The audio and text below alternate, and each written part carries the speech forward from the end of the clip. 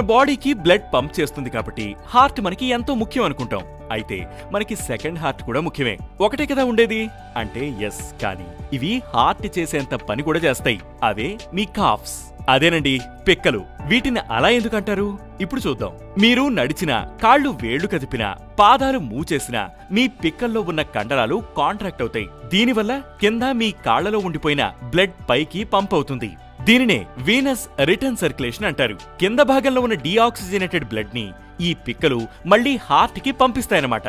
దీనివల్ల గుండెకు పని భారాన్ని తగ్గిస్తుంది. అందుకే కాళ్లకి తగిన వ్యాయామం ఉండాలంటారు.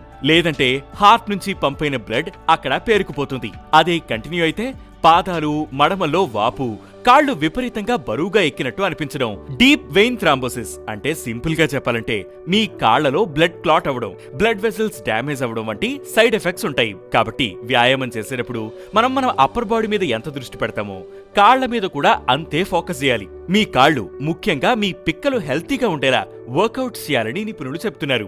గంటల తరబడి నిల్చుని లేదా కూర్చుని పనిచేసేవాళ్లు మధ్య మధ్యలో బ్రేక్స్ తీసుకుని క్లఫ్ స్ట్రెచెస్, వాకింగ్ వంటివి చేస్తుండాలని సూచిస్తున్నారు.